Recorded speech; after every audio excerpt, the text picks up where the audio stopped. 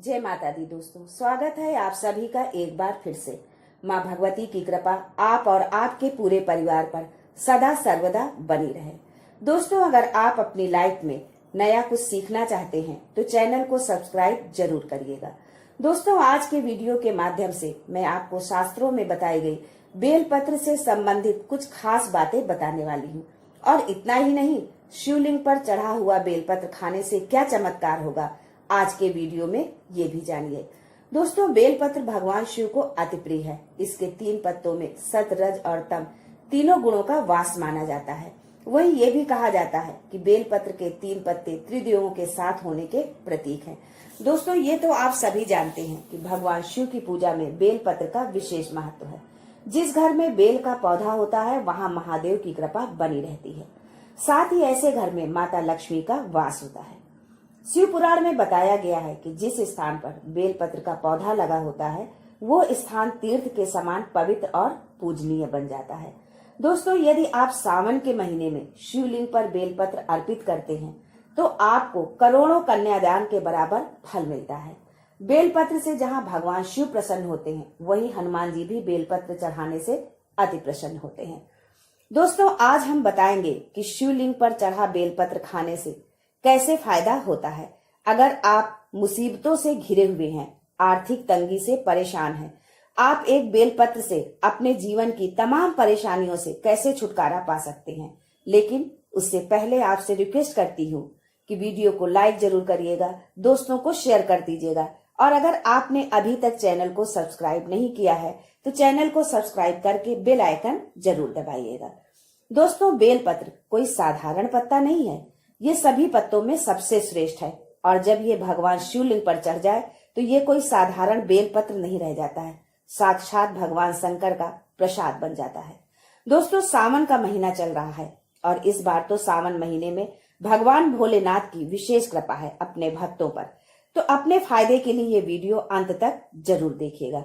दोस्तों, हमारे धर्म शास्त्रों में कहा गया है कि बेलपत्र 6 महीने तक बासी नहीं होता है। इसका एक बार प्रयोग करने के बाद आप पुनः धोकर चढ़ा सकते हैं।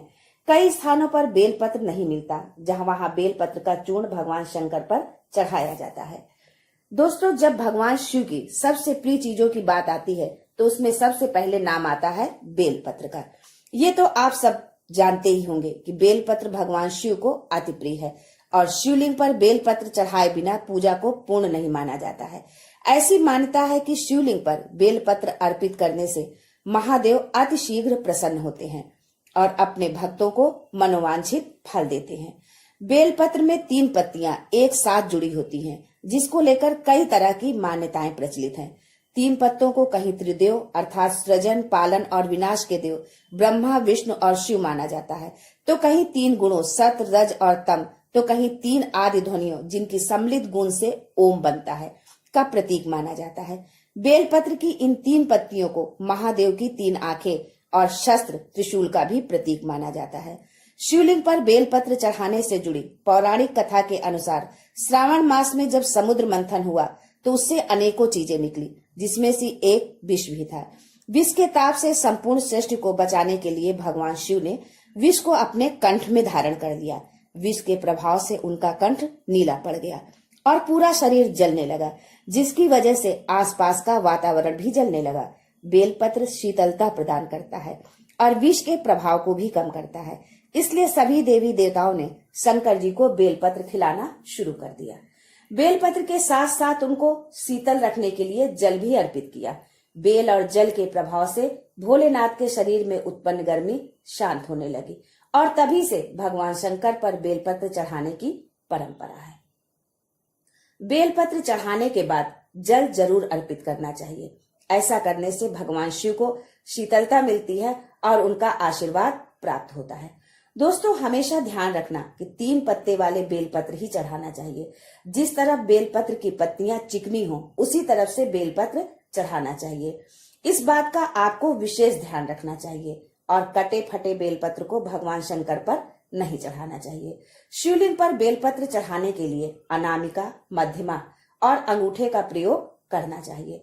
दोस्तों, चतुर्थी, अष्टमी, नवमी, द्वादशी, चतुर्दशी, अमावस्या, पूर्णिमा, संक्रांति और सोमवार तथा दोपहर के बाद बेलपत्र नहीं तोड़ना चाहिए।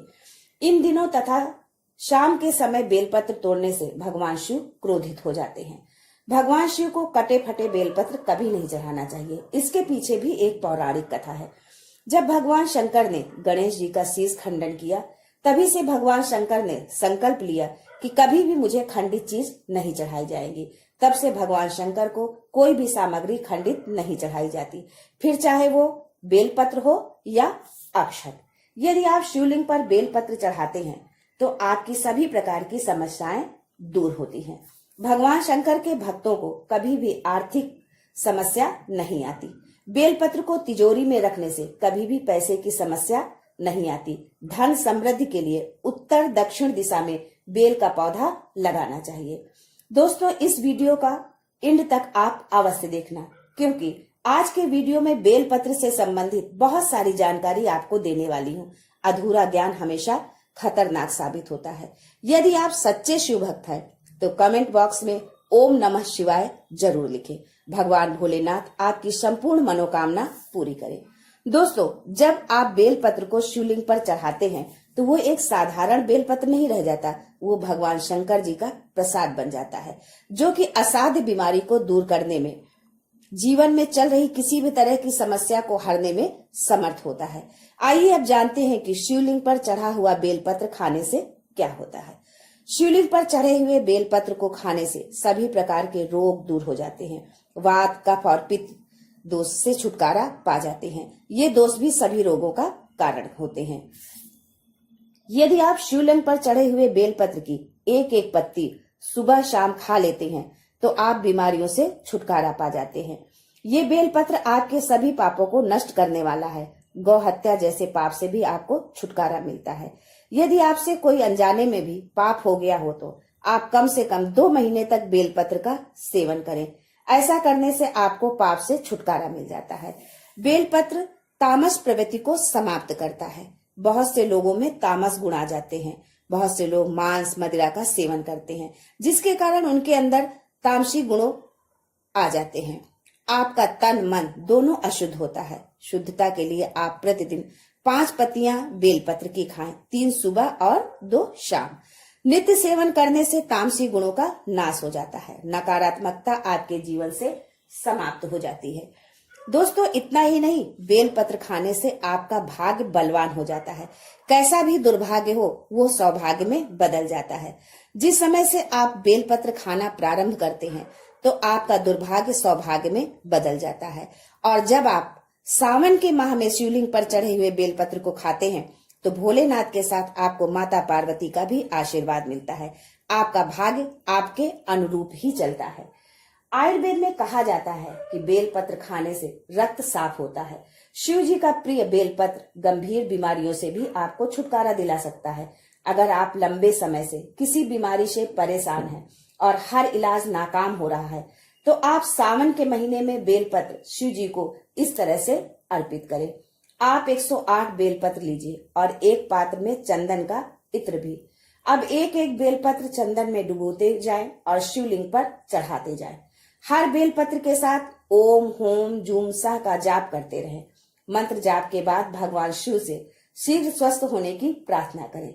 इस उपाय को यदि स्वयं नहीं कर सकते तो आपके परिवार का कोई अन्य सदस्य भी कर सकता है।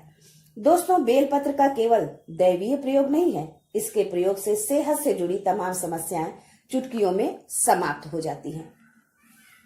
बेलपत्र का रस आंख में डालने से आंखों की ज्योति बढ़ती है। बेलपत्र का काढ़ा शहद में मिलाकर पीने से खांसी से राहत मिलती है।